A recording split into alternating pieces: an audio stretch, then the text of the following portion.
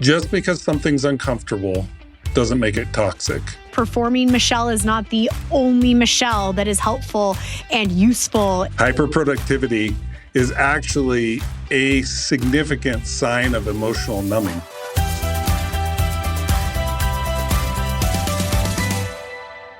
This episode is dedicated to my high performers that have always feared what happens if you don't produce the most. What if you are not stoic?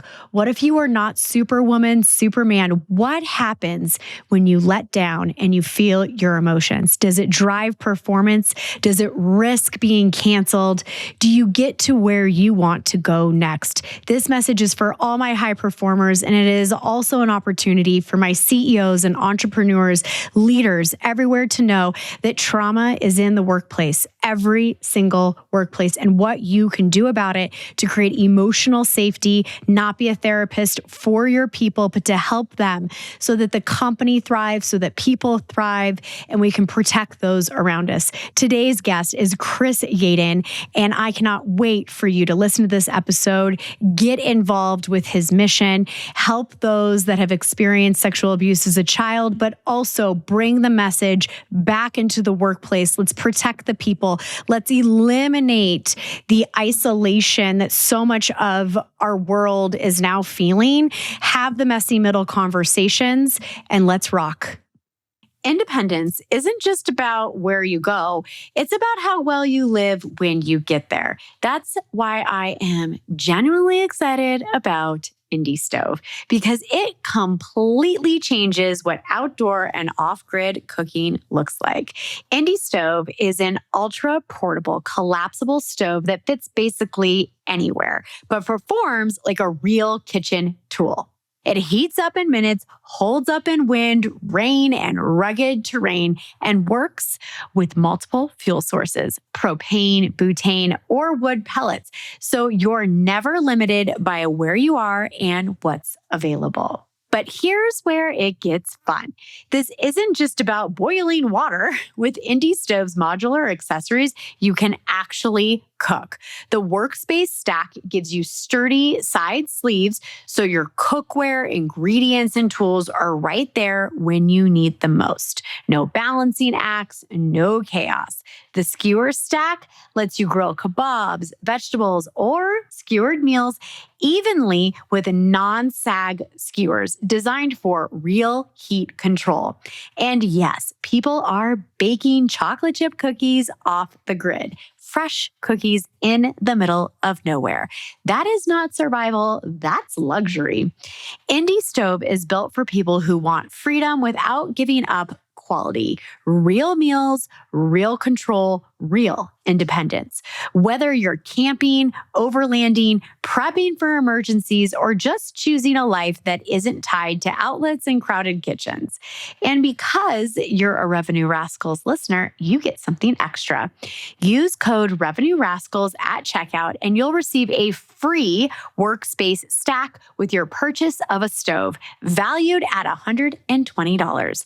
That's Revenue Rascals at indiestove.com. Because independence should taste incredible.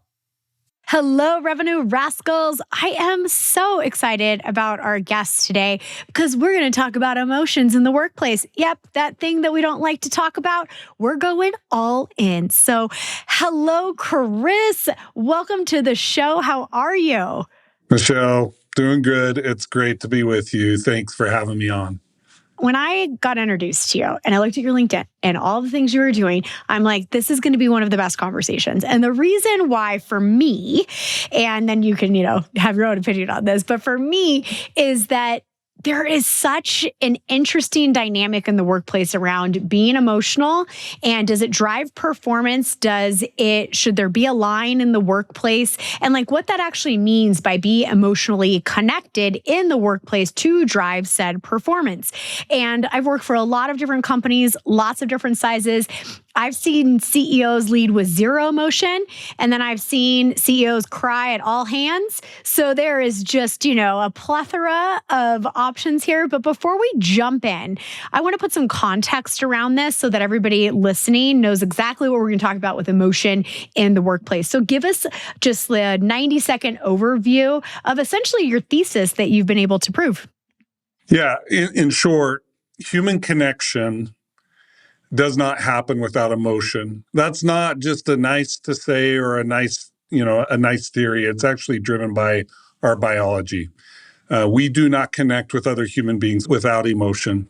As it relates to performance, human connection has been taken for granted in our workplace for a lot of years.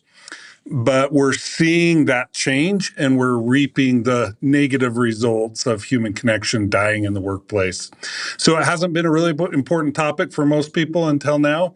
And now everybody's waking up going, maybe we should pay more attention to this topic of emotions and human connection in the workplace. All right. So talk to me about how it's dying. I love this.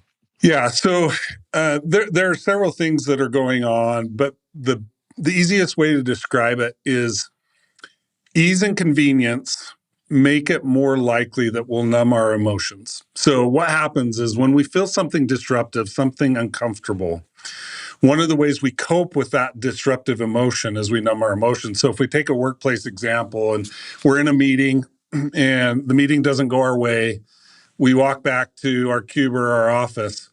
In times past, we would debrief or download that information with our coworkers. We would process it. Now, what we do is we numb our emotions, most often through technology. So I sit down at my desk, I start scrolling through social media. That ease and convenience and access to numbing technology, numbing devices makes it more likely that we will isolate. So now, not only are we not dealing with our emotions because we're numbing, we're also not connecting with other human beings to process our emotions within the workplace, which leads to isolation, loneliness, and disconnection. So I think this is a really interesting thing to talk about because, the push with sending people back to office post-COVID, for example, I think that some CEOs just wanted the real estate bill to be paid for with butts in the seat. But there's also the alternative of, CEOs wanting to build community again within their companies and a strong belief that that is done in office. What I find really interesting is it goes beyond just like, come back to office, we're going to do this together, we're going to collaborate, all of these things. What you just said is a habit that people are stuck in. They're like, okay, great, didn't like how that goes. Now I'm going to go laugh at 20 reels, get over it, and move on to my next thing. So what you're saying is our self-soothing through most of the time, either social media or maybe it's going to the snack pantry and you eat a bunch of sugar for some people. Like that is a serious set of habits that probably most people are now locked into. So what do we do? Yeah, and a key distinguishing factor, and this will help answer what do we do, is temporarily numbing our emotions is not unhealthy. It's actually protective. The way I like to describe it to people is this. When we are going through a storm, finding a cave to step into to get out of the storm is very protective. But what happens when we get lost in that cave long after the storm has passed and never find our way out? That's what happens when we chronically numb our emotions. So because of the ease and convenience of technology, devices, substances, we are facing something that our ancestors never had to face because they brought their pain and suffering to the glow of a communal fire. They gathered around that communal fire. We bring our pain and suffering to an isolated glow of a 5-inch screen. We're dealing with our pain and suffering on our own. So the solution is to flip that. We have to reconnect with community, whether that's the workplace, our families, what's often referred to as third places. So think things like clubs, hobby groups, faith communities. We have to reconnect with our in-person communities and begin to learn to regulate together again. That's the solution to this problem. And the workplace is part of that. So if I'm in the workplace, let's say I'm a leader Okay, I'm like middle management. I've got about 5 or 6 people that roll up to me, and the company is going to go through a massive amount of change. And when change happens, that is typically where emotions arise. There's risk, there's chaos, there's discomfort, but we're also in an era of everything is changing every day right now. So for that manager listening right now that is like, nope, I'm going to support, I'm going to create that communal fire. Like, how do you create that micro culture quickly within your own team? And you don't have to wait for the entire organization to do it, because we all know that's going to take a lot longer. Yeah. So we have to understand that humans don't share emotions. They don't connect with one another unless they feel safe. So there's been a big push in the workplace over the last 5, 10, maybe even 20 years, if you really go back, around this concept of psychological safety. Psychological safety is a critical principle that workplace managers need to learn about if they're going to create this type of environment. We have to understand what it is. But it's not psychological safety at all costs. And like most things, we've swung the pendulum a little too far. We've tried to make our workplaces therapeutic environments. Workplaces are not therapeutic environments. They aren't intended to be. They shouldn't be. That's not their purpose. But we have to find that sweet spot between creating safety where someone can have a setback, have a difficult time, be able to share that, share in it with their coworkers, have that received with grace and compassion without they or the manager feeling like they need to fix it or solve it. And that's where it crosses over to being a therapeutic environment, is the moment the manager feels like, oh, I can't just hold this. That's not enough. I have to fix it. I need to become a therapist or some professional. I've got to fix this. That's where it crosses over beyond what psychological safety should be done in the workplace and what should be done outside the workplace in other communities. Yeah, that's a really great distinction. I think it's hard for people when they hear something that someone is struggling with.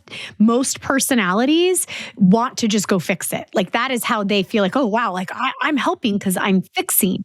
So can you give a really specific example? Like, let's think of something specific on top of your mind, maybe something that you have, worked with a client on before. And first tell us how somebody crossed the line into therapeutic response, and how they should do it. Because I think the specifics, that's where we just like unlock the magic here. Yeah. So let me give you a real example. I had a coworker come to me just a few weeks ago, really concerned about the political climate. And I'm not going to get into the politics of our current environment, but they were really concerned about the political climate and how it was going to impact them and their family. Right? They shared this concern. This person and I may have different perspectives about politics. Right? So to go in and fix it, and this is where we cross over, I may validate, okay, yeah, things are really hard right now for you. I feel the exact same way. Whether I feel it or not, I may validate it that way. I may then turn to try and empathize with that individual and say, you know what? Life really sucks right now. We'll get through this together. And then I may go into some sort of fix it response like, hey, why don't we work to change this policy in the workplace that will help protect us against these political winds that are hitting us? So that would be overstepping in a case like that, where you get into fixing it. Instead, we need to learn to just hold it and just say, wow, that is really hard. And we have to re-embrace sympathy. We've almost made, in the empathy movement, we've made sympathy the bad guy. The difference between sympathy and empathy is feeling for and feeling with. We have to learn to feel for. So I may not share the exact political beliefs with this individual. I can still feel for them. I know what it feels like to feel unsettled, even if I don't share in the exact scenario that they're describing. I can still feel for them, even if I may not be able to feel with them. Whether we feel for or feel with somebody, we have a natural human response that becomes compassionate. And that's where we take sympathy or empathy and create action. So I may later on the day check in to say, hey, how you doing? How you feeling? That was a rough morning. I heard you. I may come the next day and bring their favorite treat. Those are examples of compassionate responses that are really healthy, really appropriate for the workplace without having to fix the actual problem that, frankly, you are not prepared to fix as a workplace manager. Yes, and it's not appropriate, right? So that's not appropriate for the workplace. But compassion, that is so powerful. And I think that really simplifies the message here is that, and I like what you had said, it lost in the empathy movement. It was sympathy and how important compassion is. And to lead with that compassion, for me, I think it does two things. One is I'm always in a leadership role. So I come across these situations all of the time. And most of the time, people just want to know, did that person hear me? Are they looking me in the eyes? Like, am I okay right now to not be perfect and on my A game? I am almost always on my A game. It's like some kind of weird superpower that I have, but I occasionally have really bad days, right? And I remember I was with a client a while back, and he's military trained, which makes me think maybe he already knows how to do a bunch of this. And I was just off. Everything that he had asked, I just literally said, I'm having an off day. I'm just having an off day. I'll correct tomorrow. And he was like, yeah, we all have really rough days, but you don't need to perform in front of me right now. Like, let's just put that aside the table. We'll get this done and you'll be back to normal. And for me, it was like, he didn't try to fix anything. And to me, and correct me if I'm wrong, but to me, that was a perfect application of compassion and not trying to fix anything. And for me, I felt an enormous amount of relief. Because as a high performer, where I want this conversation to go, I'm putting the cookie trail.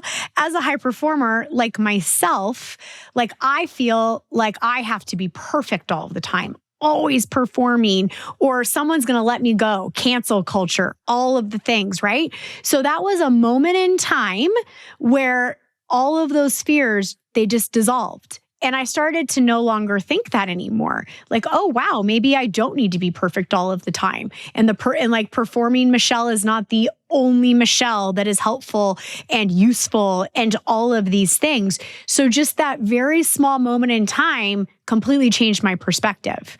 And I think that that is a gift you can give, especially to high performers. Yeah, and you did something in that interaction that is really, really important and valuable. Dr. Dan Siegel out of UCLA refers to it as name it to tame it. You named it. You said, I am not having, I don't know the exact words, but I'm having an off day. That is naming it to tame it, right? And that's how we create emotional safety in the workplace. And that gave your counterpart the opportunity to respond compassionately. When we're vague and when we beat around the bush and we hedge, it's really hard for those around us to create a sense of safety or respond compassionately, because if it's vague in how you're presenting it, it's vague in how they're receiving it. So the point here is psychological safety is dual.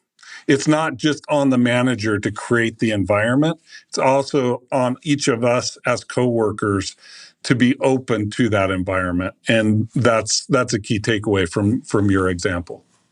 Yes, I love that so much. And I didn't even realize that I did what you said, but that's amazing. Look at me go, create psychological safety for myself. So let's talk a little bit how this applies to high performers. So the people who listen to Revenue Rascals are some of the highest earners in the country. So W-2 leadership, entrepreneurs, very famous authors, professors, and that takes a certain type of personality. And one of the big reasons that I wanted to have you on the show was to help provide some practical, tactical methods for high performers to take a little bit of a leap like I just did within scenario I explained. I've never done that in my whole life. I'm 42 years old. And it was such a relief that I was not expecting. So can you share a little bit for the audience around a bit of, I feel like it's a trap of high performers and how they can get themselves out of the own trap that they have created? There are some keys when it comes particularly to emotions and emotional numbing and high performance that we have to understand if we're going to get out of this trap. The first is to recognize that hyperproductivity, which is a trait that many high performers have. Like I get so much done and I get it done faster and I get it done better than most people, right? Hyperproductivity is actually a significant sign of emotional numbing. We use hyperproductivity so we don't have to sit quietly with our thoughts and the pain and the suffering that come with those thoughts. This is not to diagnose everybody that's hyperproductive or high performers as emotional numbers. But I can't tell you how many people in my career have said, I wish I could get as much done as you do, Chris. And the secret they didn't know is I was using hyperproductivity so I didn't have to deal with my emotions for many years until I learned how to feel again. So first thing I would tell people is be open to the possibility and curious about the possibility that we use our high performance and high productivity as an escape from pain or suffering we don't want to deal with. If we're open to that, it leads to curiosity that causes us to start asking meaningful questions that will then impact our behaviors. So in times past, in earlier Chris, when I was doing tech startups for many years, I'd get in the elevator, people would say, Chris, how you doing? I was always great, always, 100% of the time. I'm laughing because that's how I am. I'm like, oh, Yeah. yep, I'm great. Everything's Yeah, great. always great. But when I became curious about how I was using my high performing behaviors to mask my emotions, to shove them down, to not deal with them, that conversation changed. I remember making a very specific commitment when people ask me how I'm doing, I'm going to finally answer honestly. I'm going to pause and I'm going to think, I'm feeling a little anxious right now. Or, you know what? The weekend didn't go well. I'm not doing great, but I'm here. And that opened up all sorts of doors, not only to build relationships with others, because I was no longer a robot that was untouchable to them, this high performer that they could never be like. I became a real human being with emotions and feelings and passions. And that led to connection. And I was still highly productive. It's not that I lost all those skills, but it was no longer used as a mechanism to mask my emotions.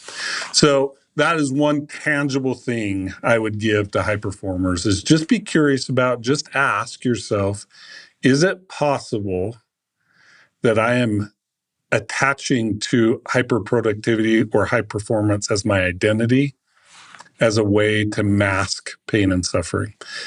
There are a million things that can happen once you answer that question, but be open to that question. That's the one tangible thing I'll give you. I absolutely love that, and probably have to have a few of those conversations with myself sometimes. So, in the spirit of the episode, I hear you, and I'm going to take that challenge. So, I think that there's a fear with high performers, and you said it about identity.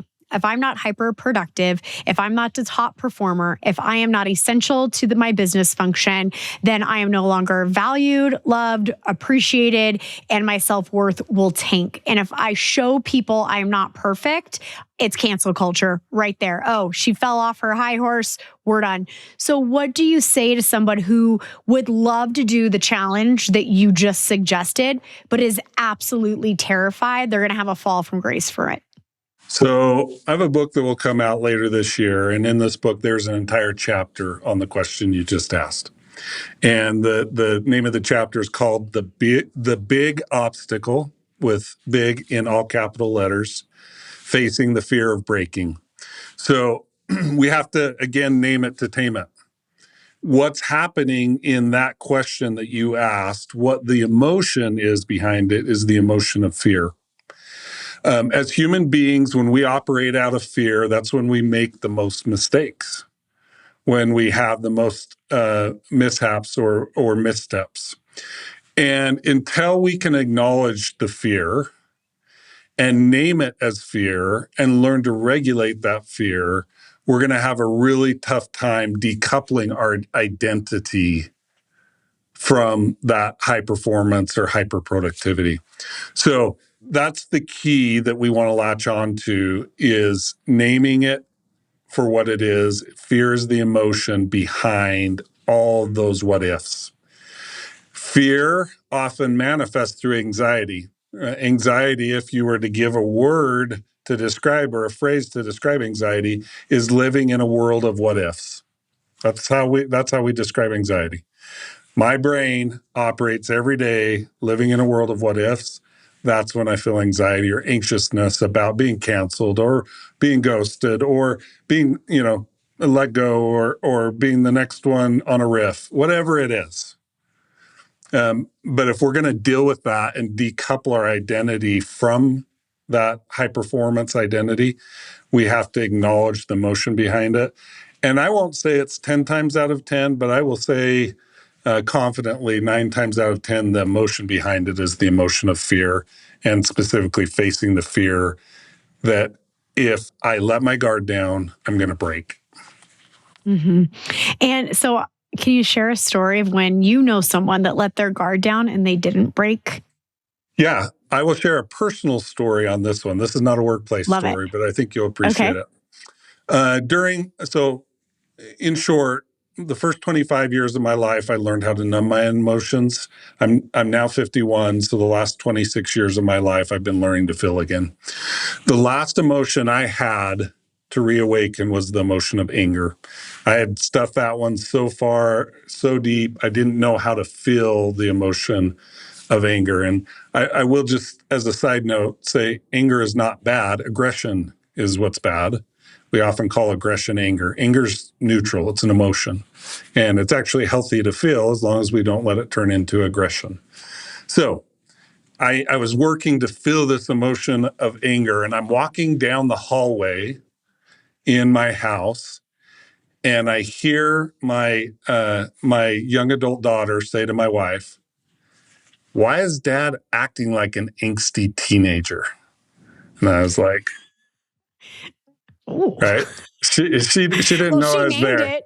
She Oh, yeah. named it, Chris. She totally named it. So I stopped in my tracks, and all that fear just like came down on me like a ton of bricks. It's like, I don't want to do this. I don't want to reawaken my emotions. I don't want my daughter to think of me as an angsty teenager. I'm her dad, right? In this case, I was in my mid 40s. So this was about 5-6 years ago. So I pivoted, walked back to my bedroom, sat down on the edge of the bed, and all that fear just came down on me. Like, I should shove this back down. I should not deal with it. Then I breathed and I paused. I said, no, you've been on this journey too long. You already know it's worth it. Own it, deal with it. Go out and talk to your wife and your daughter. Let her know what happened. So, a little bit sheepishly, but definitely with some level of determination, I walked out to our front room. I said, hey, I heard what you said. You know what? You're exactly right. I am acting like an angsty teenager. And I haven't felt anger since I was a teenager. I'm learning to feel that emotion again. And I'm pretty immature in that area. And I had to own that reality. That's what it looks like to face the fear of breaking. Because I was quote unquote breaking. I was showing to my daughter that I was not the strong, stoic dad that she knew and loved and always had his stuff together and always was ready to deal with whatever came at me. And my daughter and my wife met that conversation with so much love and compassion. They're like, we've got your back. We get it. We want you to keep working on it.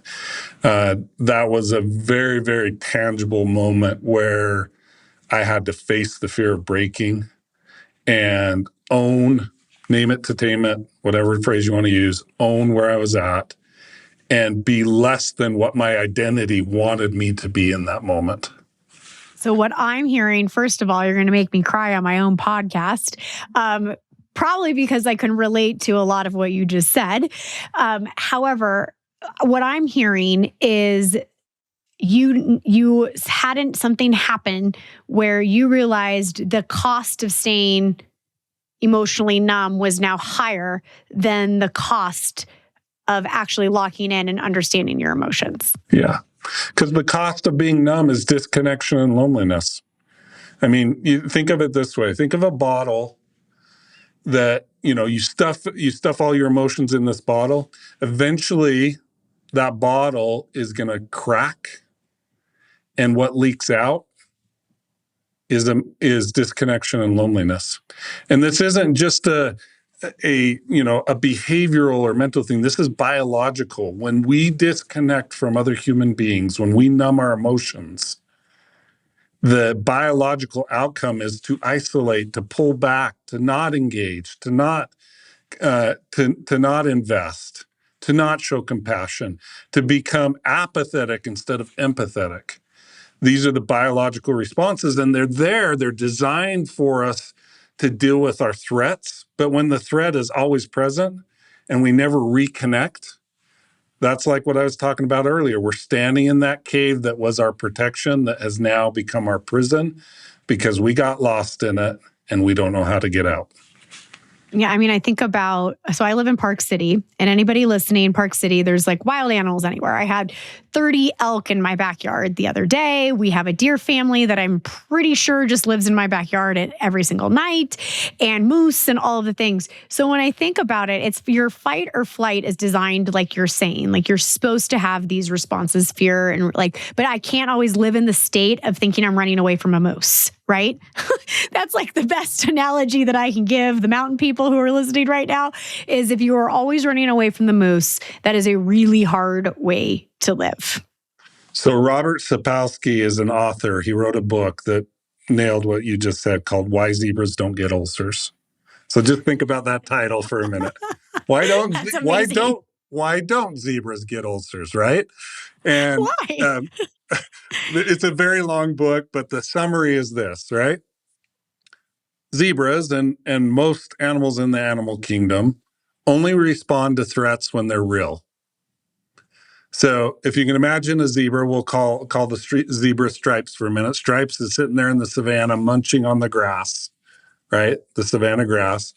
And there's a pack of lions sleeping over, some distance away. Stripes continues to munch on the grass because there's no threat.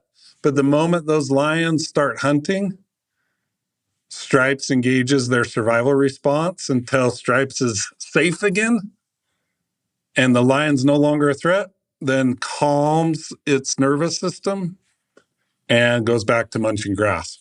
As humans, we have the unique ability to imagine threats that aren't actually real. That is the most true thing I've ever heard in my life. And so when we are in a constant state of survival because we're constantly imagining these threats that are not real, we never stop to munch on the proverbial grass.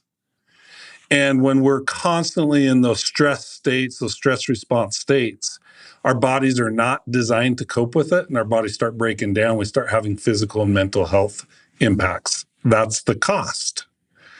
And so just as we are uniquely prepared to cognitively keep ourselves in stress responses, we're uniquely prepared to cognitively choose to regulate.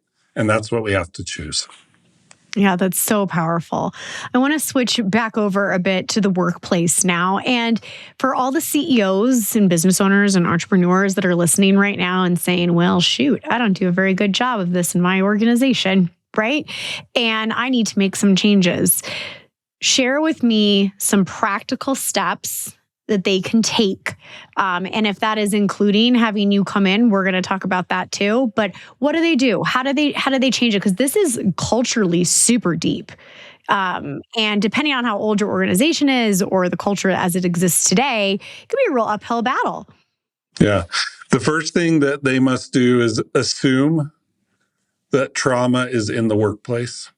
So I come professionally shifted my background 11 years ago to work with survivors of child sexual abuse. Survivors of child sexual abuse represent in the United States 1 in 8 of our adults. Okay, so if you have 8 employees, you have a sexual abuse trauma survivor statistically in your workforce. And that's just one trauma. Now add on all the other things we go through as kids. No one gets out of childhood unscathed. We all have our histories. We all have our stuff. Some of us have been able to work through it and process it. Some of us have not. So first thing for a CEO is assume trauma is in your workplace. That's number one. You are not immune. You are not that good at interviewing, as if you would even want to do that. Okay. Yep. So that's number one. So number two, with trauma in the workplace, assuming that there's some level of trauma in the workplace, we next need to understand that there is a productivity cost of trauma to the workplace. So even taking out the human element of just being a good person, there is a bottom line impact that impacts productivity. And that comes through disconnection, lack of tools to deal with emotional challenges that come up in the workplace, let alone what's coming up at home amongst your workforce. Okay. So understanding first, trauma is in my workplace. Two, there is a cost to it. Okay. Then number three, it's like, okay, how do then I take action? What can I do? The number one thing a CEO can do, in my opinion, is they themselves acknowledge these first two facts in a compassionate way. It will do wonders in your workplace when a leader says, "Hey, I want to share something about, my own family that happened. I know we all have challenges, and those challenges, we don't check them at the door when we walk in. Life is real. We're going to work to create an environment that is safe. It's not going to be your therapy, but is safe for us to be human beings." Then I would task from there a team member with my personal heavy investment to build programs or services within our employee package that make it more likely that an employee can successfully navigate life with the help of the workplace. So at Saprea, we deal with a really sensitive topic of child sexual abuse. So here's what we did. I've shared my story of my challenges with my staff, back to practicing what I preach. We created packages that, in our case, because we're dealing with so much trauma of those that we serve, that give our employees a certain amount of time each day to do grounding or grounding exercises or some sort of mindfulness exercises, just to get their nervous system right. So we give them space to do that. We don't just throw the whatever comes with our insurance employee employee packages.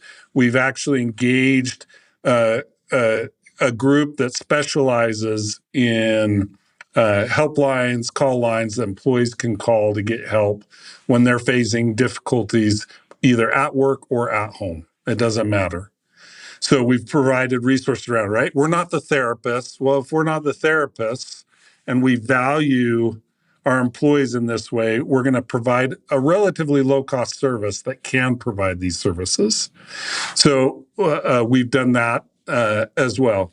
We have flex time. So it's like, hey, something's happening in life. You have the flexibility to go tackle it. We need to get our work done, but let's put some flexibility around. So each of these are examples of things that a CEO can do in the real world that create psychological safety, that create an environment where employees can be humans within the workplace. I think all of those are such great examples. Like, I have two kids, a 9 and a 13-year-old, and there is not one day that goes by where there is not some fork in the road of my day. Like, it just does not happen. And my husband and I were like 50-50 for everything in our lives. So it's not like I have the whole burden. So he takes it half the time too. But it's hard. And not having, it's part of the reason I became an entrepreneur. I could create my own safety, right? But that was, just being able to, like, not having to hide it either. Like, it's like, okay, sorry, my son was at school and he sprained his ankle. I can't leave him there for 3 hours because I have a meeting. Like, that's not going to work, right? So, but the permission to do that from the top down is where the power is. It matters. It matters. And it's not just someone middle management either that's like, hey, I won't tell anybody, just go. Because I actually don't think that helps either. It needs to be part of culture where it's acceptable. And so that is really, really powerful. All right, Rascals, let me ask you this. How much money have you wasted replacing shoes, sneakers, or even bags that could have lasted way longer if only you'd been taken better care of them? I know for me, running from meetings to kids' activities, life gets messy fast. And that's why I always have Jason Mark Quick Wipes on hand. Jason Mark is trusted care to help you get the most out of what you wear. They're not just about cleaning. They're about protecting what you love while protecting the planet. Their wipes are now 100% plant-based and plastic-free, made from renewable lyocell fibers. They're individually wrapped so you can toss them in your bag, your car, or like me, your kids' backpacks. And it's not just convenience. Jason Mark is part of the worldwide B Corp movement, meeting the highest standards for social and environmental impact. They're EPA Safer Choice certified, so you know the formulas are safe for your family. And their products are USDA, bio-based, and certified biodegradable. That means no harmful junk like PFAS or VOCs. Just high-performance care that keeps your stuff looking fresh while doing right by the planet. Personally, as a busy mom and entrepreneur, Quick Wipes are my favorite. They've saved my sneakers from coffee spills, playground dust, you name it. One wipe and I'm ready to walk into my next meeting looking sharp. So here's the deal. Go to jasonmark.com and use promo code Revenue Rascals at checkout for 25% off your order.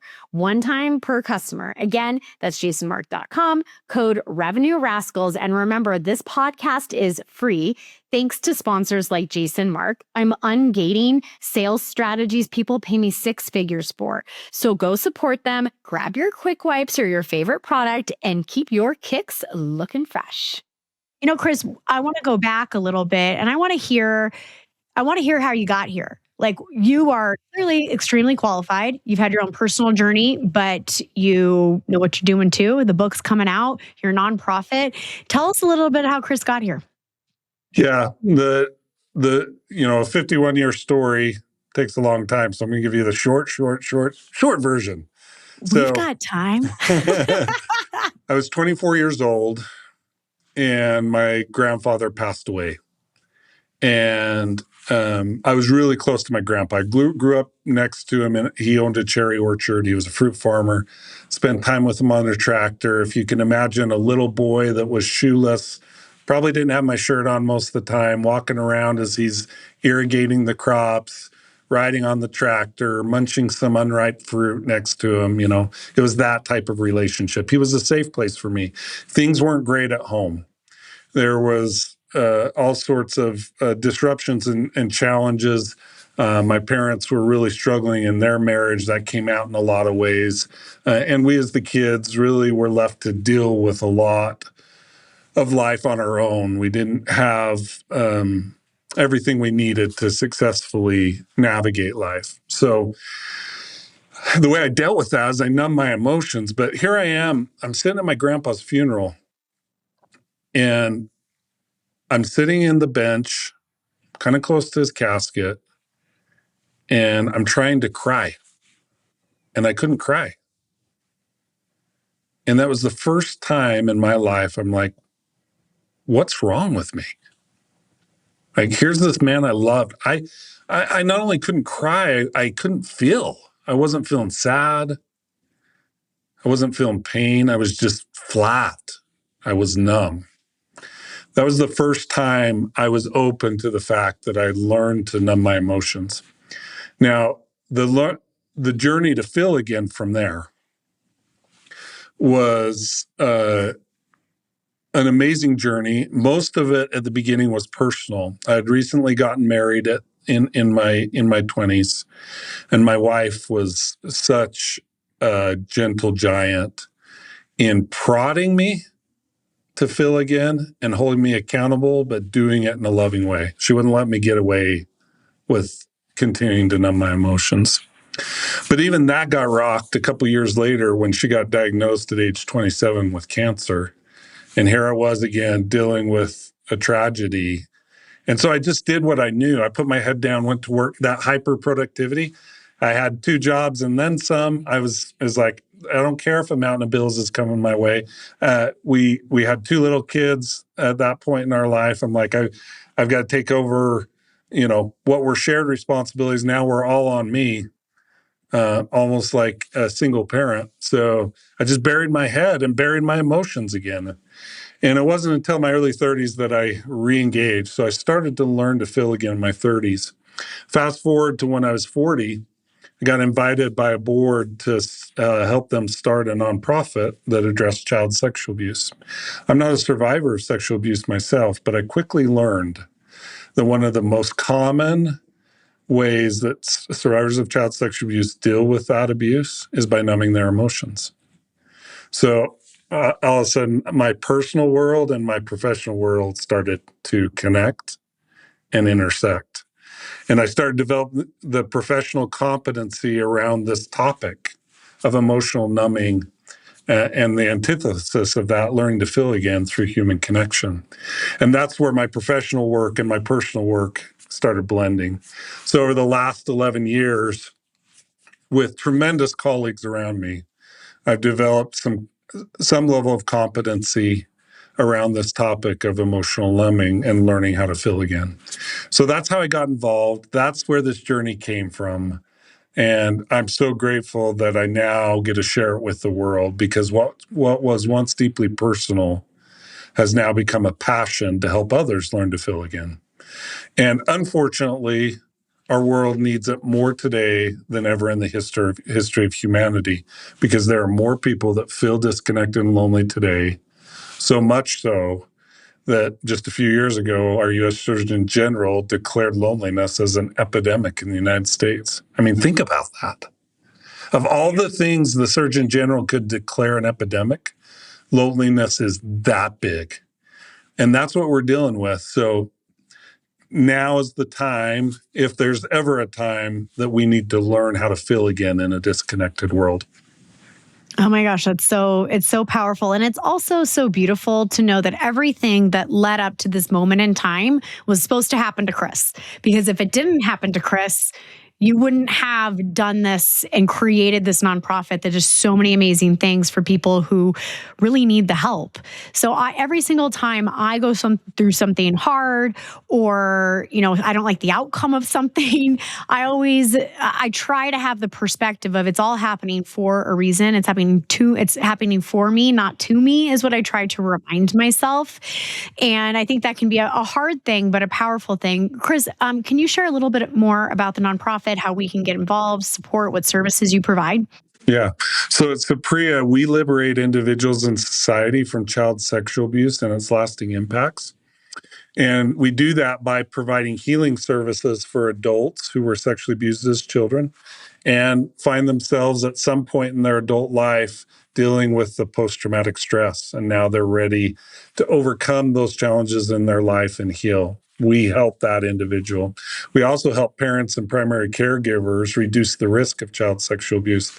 Guess what? One of the best ways to reduce risk of abuse is to have an emotionally regulated parent. So this emotional numbing journey not only helps on the healing side, it actually helps on the prevention side just as much. Because parents that are emotionally regulated, their kids develop healthy emotions, and that reduces the likelihood that they'll seek out behaviors that predators leverage to prey on children when children feel insecure or insufficient and look for someone to validate them. So it helps on both sides. In terms of what can your listeners do, obviously as nonprofits, we're no different. There's 3 things every nonprofit needs. We need funding, so you can always donate at saprea.org, and we'd be grateful that you do. We need your hands. There's always opportunities to do things in terms of service. We have lots of service opportunities, again, at saprea.org on our website. And the last thing, we need your megaphone. We need your voice. Child sexual abuse, you've probably noticed over the last 10 years, is emerging out of the shadows.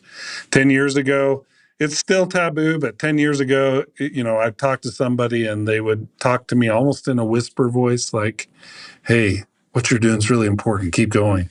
Now people are, I won't say they're comfortable talking about, but they're like, no, what you're doing really matters. What can I do to help? What can we do to help? It's entered the workplace.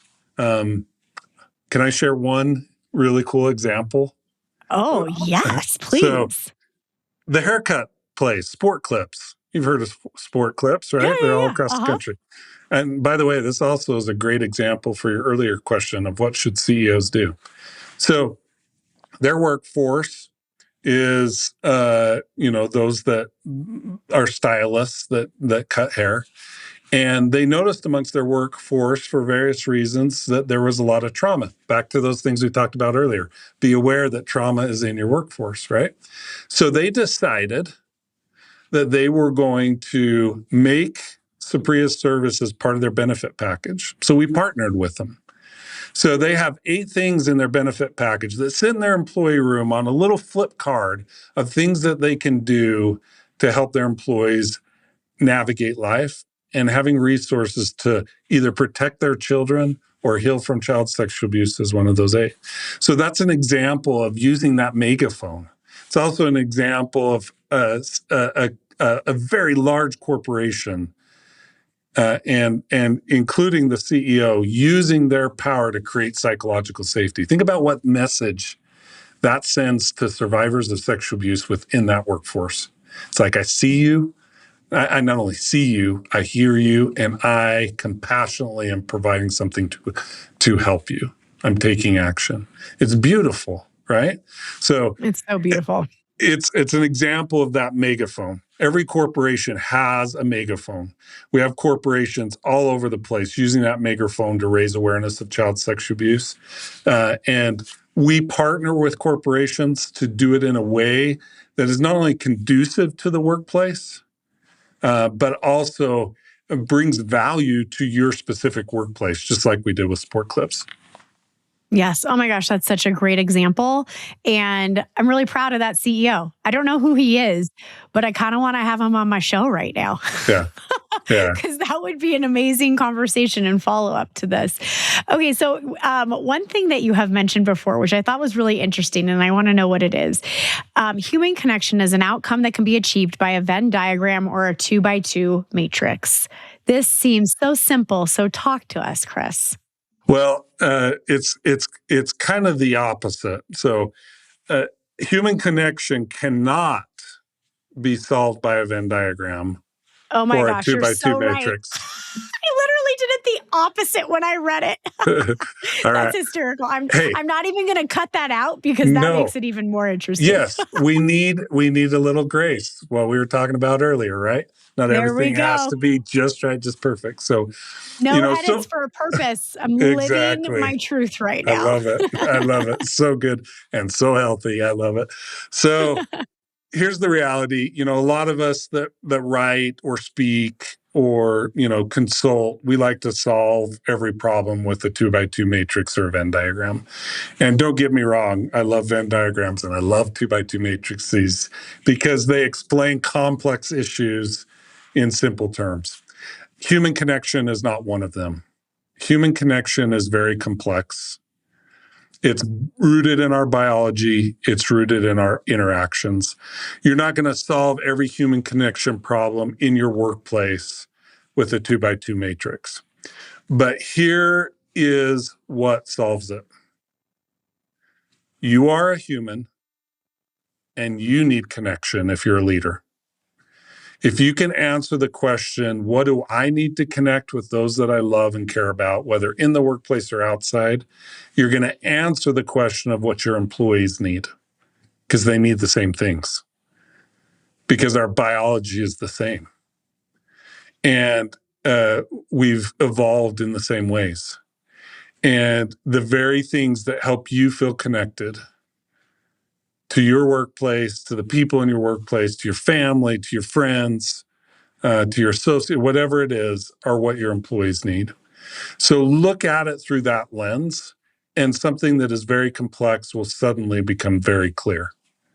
If I know what helps me connect as a leader, I know what will help my employees connect. Very beautiful, very simple.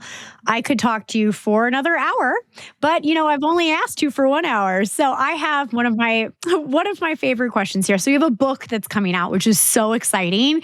I love that. So what is the most rascal thing that you've done in this author journey or planning in this author journey? So this book is, which I hope will be disruptive, innovative, and a real impact in the communities that get their hands on it. Yeah. So there's a narrative going on in society today that I push on pretty hard in the book and in some of my other speaking and writing. And that is the narrative that everything and everyone is toxic. My friends are toxic. My workplace is toxic. My boss is toxic. My family's toxic. My parents are toxic. Right. And what I want to push on is this. Just because something's uncomfortable doesn't make it toxic. There are things in our life that are truly abusive that we should avoid, and we should go to great lengths to avoid them. And the metaphor I like to use is this.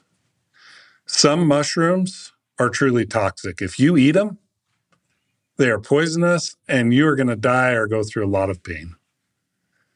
There are a lot of people that don't like mushrooms and won't eat them because they're rubbery and taste like the earth. That doesn't mean they're toxic. In the same way, just because a relationship's a little uncomfortable, we don't like something about it, or it's not affirming us in every possible way, doesn't make it abusive and doesn't make it toxic. Our unwillingness as a society to engage in the messy middle, those relationships that are hard but not abusive, is having severe impacts on us as a people. We're getting into echo chambers. Those echo chambers cause us to further numb our emotions because we never have to face something that feels uncomfortable or disruptive. We don't spend time with those that think differently than us. We see this playing out in our politics. We see it playing out in our workplaces. We're seeing it play out in our families.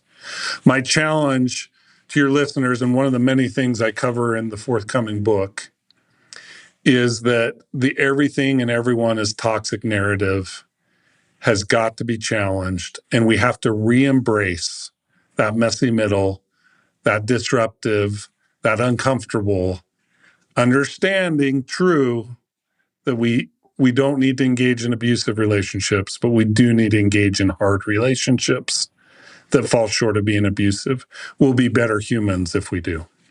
I mean, that is one of the best truths that I've heard. And I will say, I see it every single day, especially with Gen Zers, but honestly, actually with women that are my own age. I don't know if it's a woman thing or not, but it's like, I have a conflict. So I'm going to spend 45 minutes thinking about what I want to put in a text message. And I'm going to send it in a text message because I want to avoid the real conversation. And I want this to be one-sided. And this person is toxic and I'm not looking for a resolution. I just want to make this person feel bad. It is like extreme immaturity. And I want to give grace to the child trying to learn. But parents, please lead by example and have the messy, hard conversations with your children, with your family, your friends, where it needs to happen. Yeah, I mean, if everything and everybody is toxic is dominating our life, that's actually more of a judgment on our intolerance for hard emotions than it is a judgment on those relationships we consider to be toxic. And so let's own our emotions. Let's name it. Say, this is hard for me. And let's learn to regulate those disruptive emotions instead of numbing them. And we'll be better off if we do. All right. So where can we follow along on your journey? Make sure we buy your book. Where do we go from here, Chris? Yeah, I'm most active on LinkedIn. You can certainly follow my organization's work at Saprea.org and on all the social channels. Have started a Substack. I'm giving some teasers to the book in Substack. You can find me there. If you have show notes, feel free to throw the links in there. But my name is unique. My name's unique enough. Yadon, last name Yadon, Yadon. It's easy to find me. You can also go to chrisyadon.com. And that's where I talk about the topics I speak on. I speak for corporations, conferences. Would love to come speak. on learning how to feel in a disconnected world, and specifically that intersection of disconnection and human performance in the workplace. Oh my gosh, this was a wonderful conversation. I cannot wait to get this bad boy published and out there for everyone to hear. I thank you so much for your time, Chris. And to all my rascals listening, go get in touch with those emotions. Yeah. Thanks, Michelle. And thanks for sharing your microphone. Thanks for listening to Revenue Rascals, where we turn bold ideas into predictable revenue and prove that breaking the rules can still build empires. If you love what you heard, do me a favor. Tap the links in the show notes to support our sponsors. They're the ones keeping this show free so I can keep ungating the six-figure strategies that help you scale faster, lead smarter, and take more freedom home with you. And hey, if you think you'd make an incredible guest or know someone who's built something worth studying, email me at hello@michelleterpstra.com. And until next time, stay sharp, stay bold, and stay just a little bit rascal.